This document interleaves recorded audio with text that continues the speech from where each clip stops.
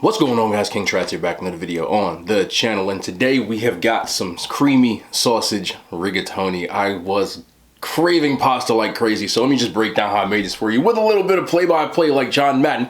No, I'm just kidding. From y'all, you know who John Madden is. I am such a boomer. Anyway, all we did today, we got the sausage, we had some chicken and kale sausage, and some spicy Italian sausage. Both were chicken sausage. Broke those, took those out of the skin, threw those in the pot with a little bit of olive oil.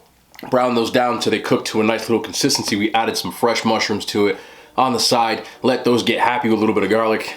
Then we mixed that bad boy up. Added our crushed tomatoes to the sauce. A little bit of fat-free ricotta to make it nice and creamy instead of using heavy cream. Obviously, I don't cook with a lot of fat. Once we added that up, we let that simmer, let that boil. Added a little bit of the pasta water to it. Then we added our rigatoni, stirred that bad boy up. A little bit of fresh pecorino romano cheese. Why am I sprinkling? I'm just getting so hungry thinking about it. Oh my goodness. I'm terrible. I love my food. Anyway, top that off, a little bit of parsley, plated that, and here you have it. I'm excited. We've got 2 forks today because people love to diss my utensils. The ridiculously tiny looking fork in my giant hands, and then we've got the pitchfork. The pitchfork is only for emergencies. Other than that, let's eat. Can't wait to dig into this. Chicken sausage, little kale, little garlic, little creamy rigatoni. Just look at this.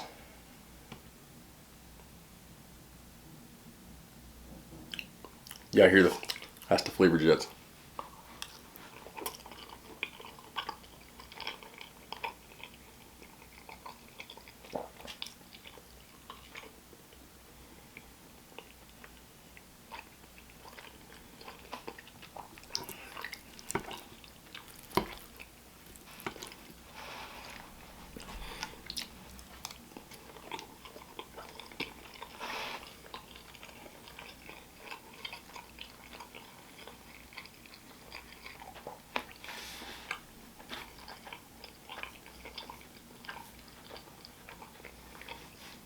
Ah, that's comfort food.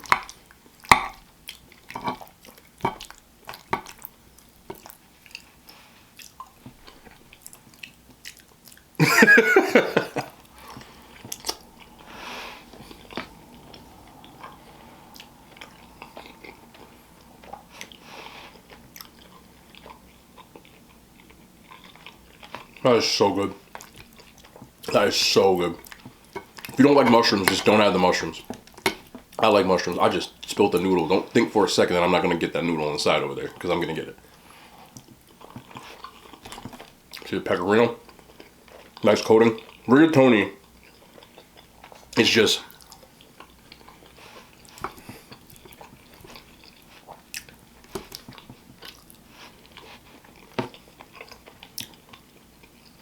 arguably my favorite pasta noodle. They got those ridges, right? Let me show you real quick. Probably shouldn't grab the sausage, but see those ridges in there? It gets all the sauce. All the...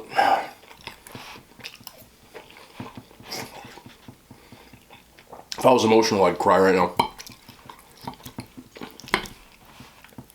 Oh, wow.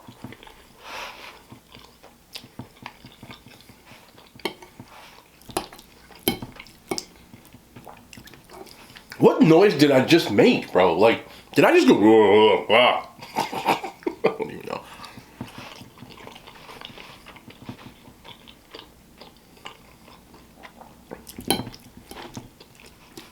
Oh, it's just, I mean.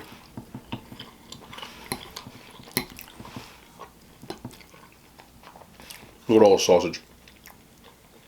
Look at that.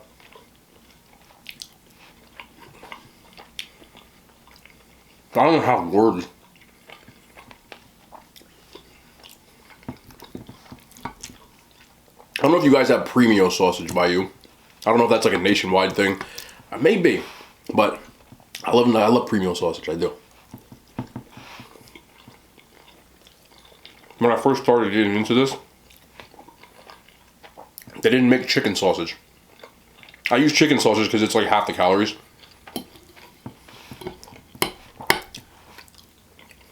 They make a tasty chicken sausage.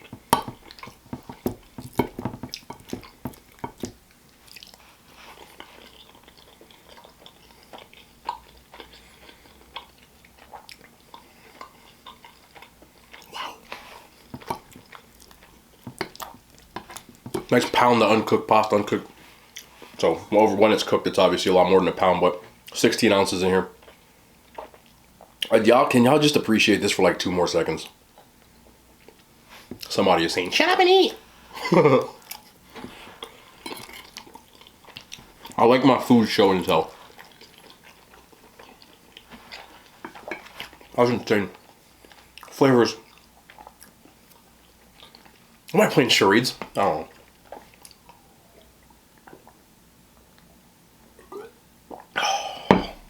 Lemonade, sugar-free.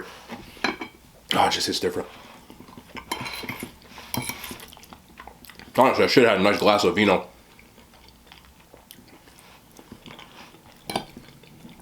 Wine. Wine. Wine.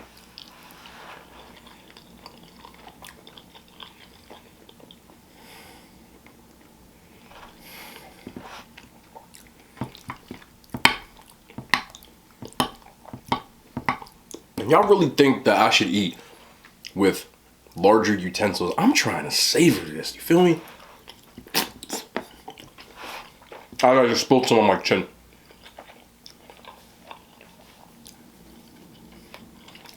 Y'all really eat with large utensils? I mean, I guess you don't eat meals as large, like, in one sitting, like I do, but the only time I really bust out the pitchfork is when I'm doing like an eating contest, which should be back this week, by the way. I haven't done an eating contest in maybe eating challenge, I should say, in what's it been, almost a month. My competitiveness, I need it.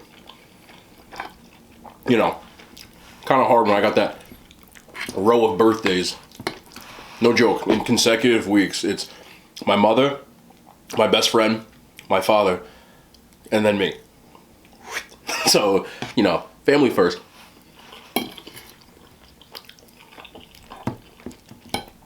I did try to put out some videos, I still did, but they weren't eating contests, eating challenges. And I know some of you guys are like, you know, it doesn't matter, which I get, like, I appreciate y'all, but for me, like, I'm competitive, you know? I need to compete.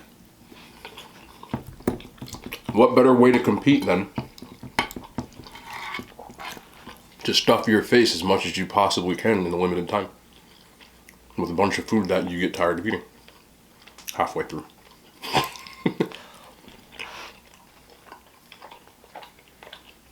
It's been weird because I haven't really like been a person that, obviously with the whole global situation, they put a little less restrictions on us. So I've gone out the last few weekends, which I normally don't do. I'm a homebody. Weirdly enough, because I guess it's local, people have kind of come up to the table, they've recognized me, and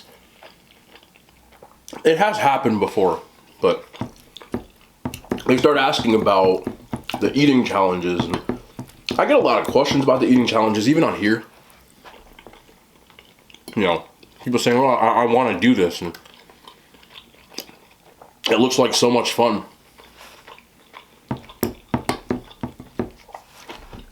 And I always reply the same way, and I kind of want to say this again because every time I do an eating video, and like the challenge-wise, people are always like, you know, I want to do this, I want to do this. One, please don't. Please don't. It is not as fun as it looks. Your body is not necessarily meant to do the kind of things that competitive eaters or people who do eating challenges, even people like me, who I'm not a professional, I'm just a guy that can eat a lot. But what I can tell you is just not as fun as it looks. Not gonna lie, in the beginning it is, but when you're attempting to eat an entire menu of food, you know, 10,000 calories worth, 12,000 calories. I've done as high as 17,000 calories. That's the most I've ever done. There will come a point while you're eating where you absolutely do not want to eat, and it is nowhere near the end.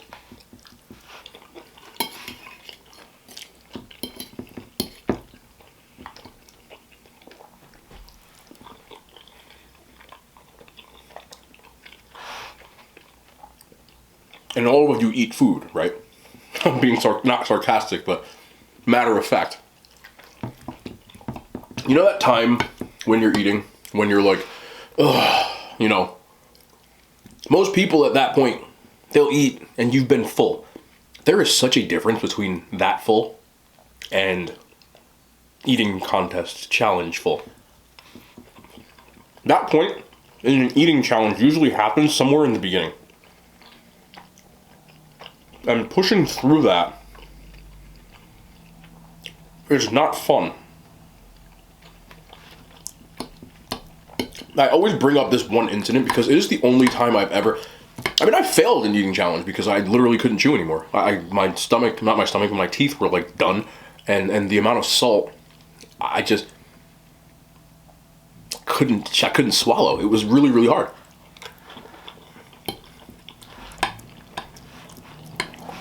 But there have been other instances.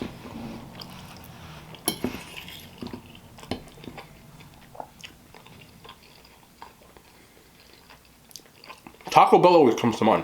I ate the entire Taco Bell menu, one of everything. I'm not joking, and I've said this one. I was eating a bean burrito, which I'll never eat one again. Taco Bell, please don't come out with a new bean burrito item. Please, I'm begging you. I was gagging as I was chewing it. It's traumatic. And I can go down the line of every single eating challenge that I've done. There's always a point where I'm like, oh. Rarely, if ever, unless it's like a smaller one, where I'm like, no, it's fine. It hurts.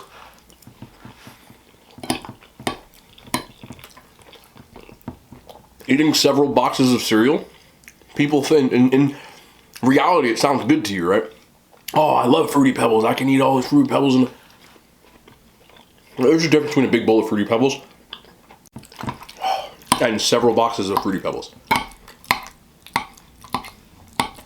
Or drinking a gallon of milk when you're almost done with it. Tough, man.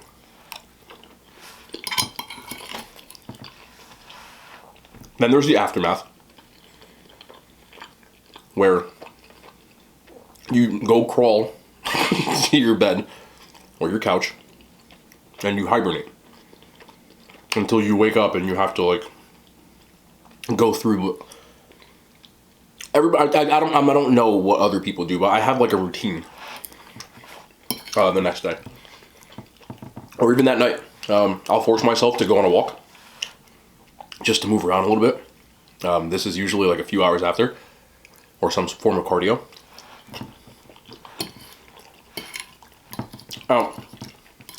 The next 24 hours, I usually drink over a gallon of water, try to flush my system out. I'm very fortunate in the sense of, and this might not always be, the food itself doesn't really get to me. Some people I know have to take like antacid the next day, or things of that nature. I have not. I think I'm just fortunate in that sense. I've always had what people call like an iron stomach. Like I'm one of those people, excuse me, that can eat anything and it doesn't like mess with their stomach. The only thing that truly does is if I eat a lot of spicy food. Other than that, nothing really like lactose or even any like you know, a lot of meat. Some people like that gets to them. Sodium, on that degree, some of those challenges are 25,000 grams of sodium, milligrams of sodium. That is a lot. So you will notice that like your hands swell, your feet swell, you almost have like a joint ache because of all the sodium you're holding. I don't recommend it. Every single person that does them regularly, usually I don't know their routine specifically, but they'll have a routine that they have to do, and understand that they're doing it, I guess, for a purpose, for lack of better words. But a lot of them are competitive eaters or competitive people who understand their body and know how their body works, how to eat, how to recover from those sorts of things. And even though I've started doing them more regularly, people might not know this, but when I first started my Instagram, which was like 4 years ago, I had a YouTube series going, but I only did it for like maybe 2 months. This isn't new for me. It's something that I've done, and I understand my body. And I've experimented on my own body. Taking my blood pressure countless times after meals like this. Seeing how my body reacts, seeing how much I react in weight fluctuation when I have certain amounts of sodium. Getting routine blood labs done every 3 months. That's too much for most people. For me, it's necessary. Some people will come on here that don't really pay attention to what I'm saying, and they'll ask me, oh, well, what about your health? What about... And I do reply, but, you know, I understand, like, new people are finding my content, so they might not necessarily know, but if my health ever changed, I'd stop. There would be no more eating challenges. I've gotten to the point where I understand how my body works, and, you know, fasting does help with blood sugar. My sugar, I've done it, you know, prick hundreds of times. It doesn't spike anymore. Because, at least I think, of my fasting. Now, do I have conclusive studies? Or have there been studies? Yes, they say that it can. Well, for me, it did. A lot of people aren't interested in things like that, but I always feel like I have to say it because I do not, even though I enjoy doing this, at the end of the day, like, it's kind of my job at this point. I kind of consider this my second job at this point, making content. And part of me making content, part of the deal is for me to entertain you. People do find it entertaining, and I find it fun, so why wouldn't I do it? But at the end of the day, I want people to always know that I'm doing these things not in spite of my health, but with it in mind. You know, sometimes people will see certain videos and they don't watch these videos. These videos are the least watched videos that I make. They always have been. But they're the only time where I discuss things like this, so it's kind of a double-edged sword. So for the people that are watching this now, most of you understand this kind of thing, but sometimes people will be like, oh, well, you ate Applebee's, or you ate Popeyes this day, or you ate... And they're like, oh, man, you're really, like, you just eat, like, junk every single day. And they don't watch these. You know, when I'm making just chicken and rice and things like that, they don't watch. When I'm making chicken sausage with tomatoes and pasta, which is really quintessentially what this is, other than fat-free ricotta cheese, they don't watch those. But then, you know, they see the thumbnail that says Popeyes, and they're like, hey, oh, what are you doing? You're eating crap again. It's like, okay. You know what I mean? So, I always feel like I have to say it anyway. I don't want to influence people to eat like me. I don't have clients that eat like me. They all know what I do and what I have to do in order to do it.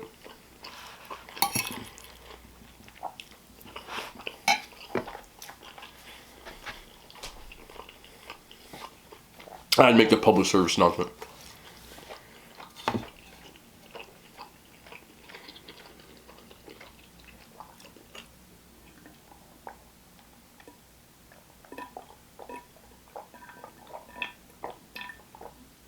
Oh, that lemonade, let me tell you, it just hits different. Anyway, how's everybody's day? Good?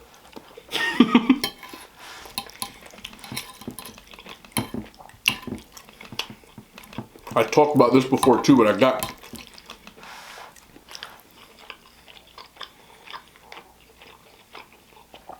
have that Ring app, you know, so I have security cameras, my house, my 2 facilities, they all have Ring cameras and Ring whatever. So there's a thing on there called Neighbors. I've talked about this, but there was an incident today and just... Anyway, if you don't know what Neighbors is, it's almost like the neighborhood watch in your area. So anytime something happens that's not so good, people taking people's Amazon packages is a big one. You know, people just take them right off their lawn, off their front step, even they're on the camera and the guy's like,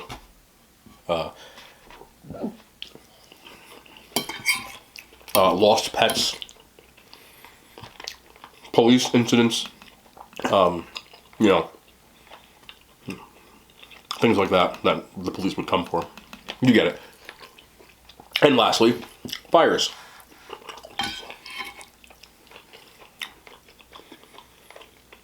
For those who don't know, about 6 years ago, my house burned down. And it wasn't the best experience I've ever had.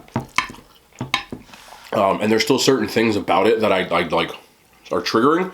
They don't necessarily give me anxiety, but they just put me like that memory, you know what I mean? Where I'm like, man, that was terrible. And like, you know, it's over now and we move, but it's still, every time I see an incident like that, it immediately brings me like, what can I do to help these people? There's been a weird thing in my town. There's been like a lot of fires recently, like more than average. I don't know if there's like an average number, but it just seems to be a lot more recently, and it's a weird thing. Anyway, I hear fire sirens, which sound different than police sirens, if you know. The sound's much different. Police sirens, usually they don't even use the sound part, it's just the flashing lights, at least where I live. You know, they have the option to toggle off the sound. They usually don't use the sound unless they have to. But the fire siren is a lot like different of a siren, so immediately I know that sound, and I'm outside with my dogs. 1 truck, 2 truck, 3 truck. What in the? All of a sudden, the neighbor's thing on my phone goes off because it's like anything within like a 2-mile radius of like where I live. And it says there's a fire. You know, on this street, and it's very close to where I live.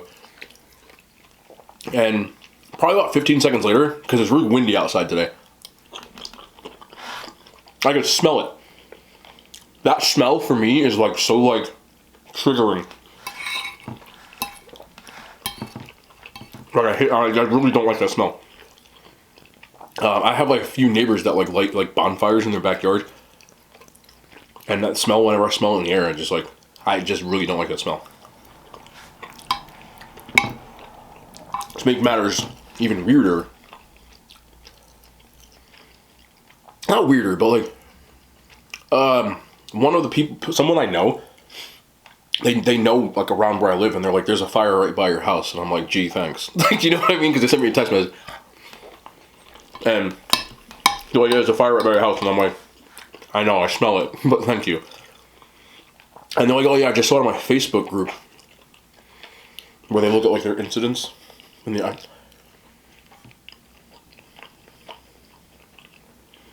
I know news is like a thing. People like to watch things like, not like to, but they watch these things. So I got sent the link to this group.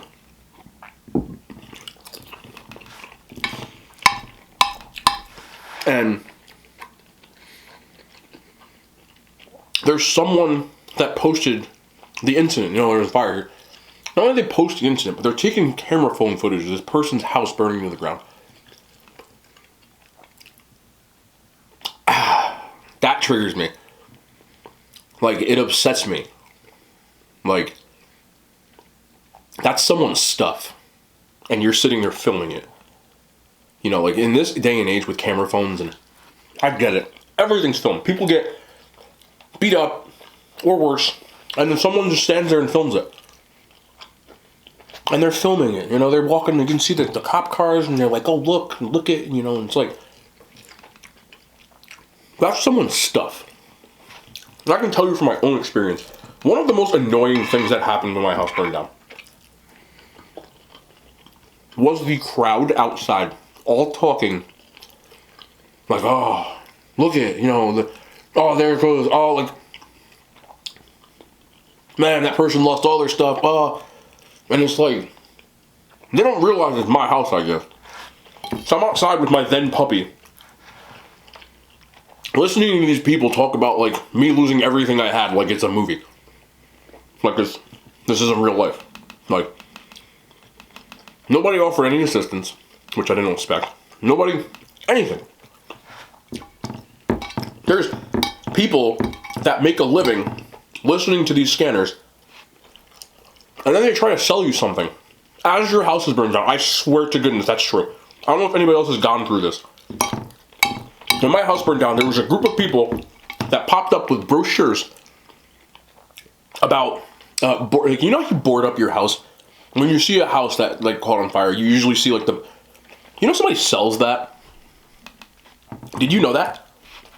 That's not a provided service. That's a person who listened to the scanner and capitalized. Oh, here you go, sir. You know, you need this in. They go through all this stuff with you while you're sitting there going, wow, I don't have a place to live right now. 100% true.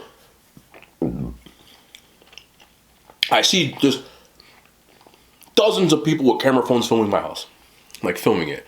Watching the firemen break the windows. Watching the firemen try to put this fire out. Watching the hoses go off and all that. I even was fortunate enough to have some of these people send me these pictures. I'm not joking. People know who I am on town. They sent me pictures of my own house burning down. Here you go, just in case you want it. I have pictures, because I know some of the firemen too, of the interior and the exterior of my burned out house. Swear. One person trying to sell you locks, so you can lock up your boarded house in case people come trying to take some of the stuff. In case you want to go back inside, if it's safe. The Red Cross comes. I think they give you like $100 on a Red Cross card, so you can like eat or like buy clothes because you don't have any. I had my neighbor gave me a tank top. My neighbor's a woman. I had a woman's tank top on, and I'm guessing her ex's sweatpants. No shoes, a dog leash.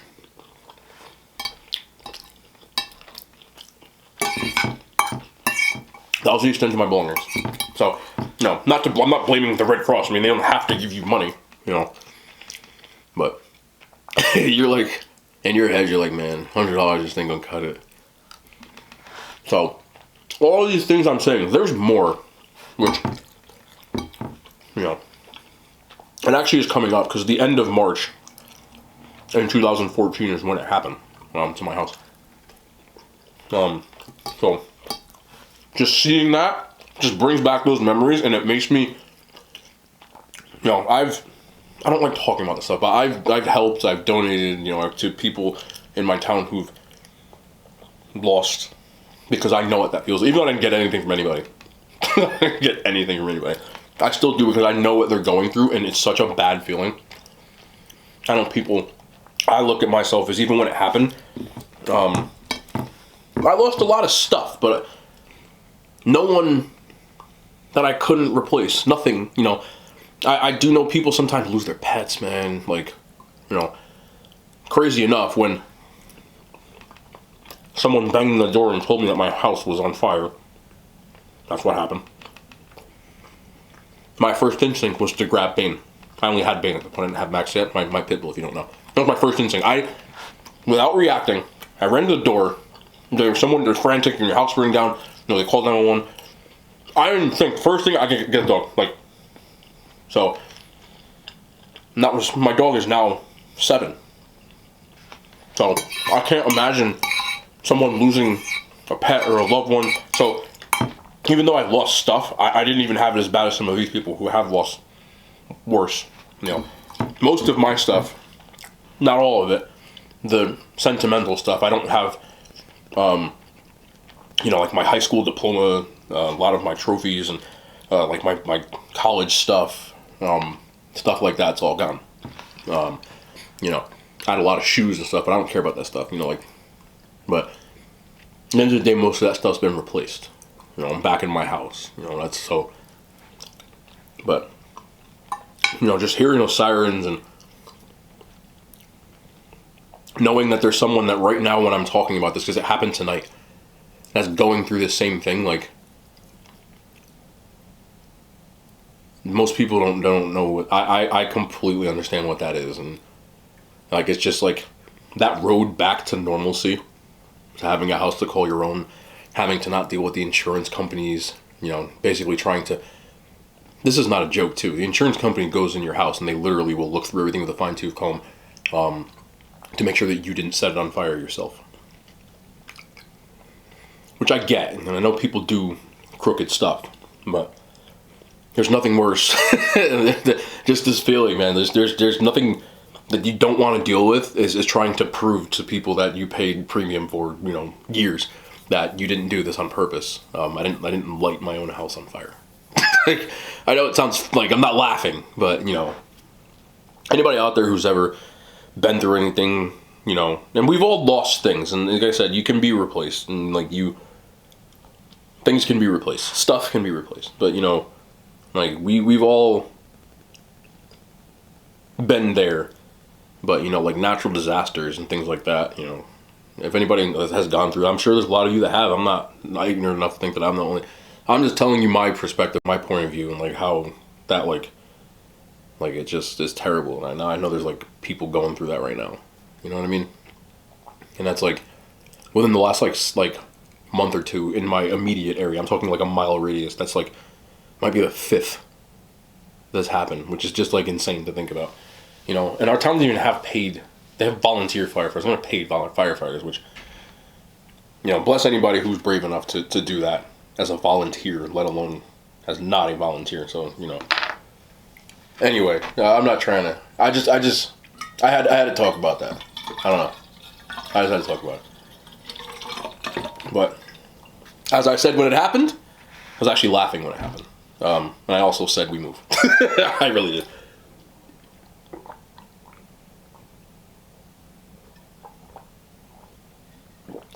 So we indeed moved. That was delicious, man. That was delicious. What time is it? Of course it is. Of course it is. It's 3:30 in the morning. Of course it is. Why isn't it? It's always 3:30 in the morning, isn't it? Anyway, it's been your boy King Trats. You enjoy the home cooked meals and stuff. I know there's a lot of you that do. We'll be back in the kitchen tomorrow. I'm still planning to get the Popeyes fish sandwich this week sometime. It's been a lot of crazy stuff going on. But anyway, it's been your boy King Trats. We'll be back. Hey, man, trying to do my outro. Fork? What the fork? That was so corny. Anyway, it's been your boy King Trats. We'll be back tomorrow. More content. I love y'all. The hand signs. They made it to YouTube.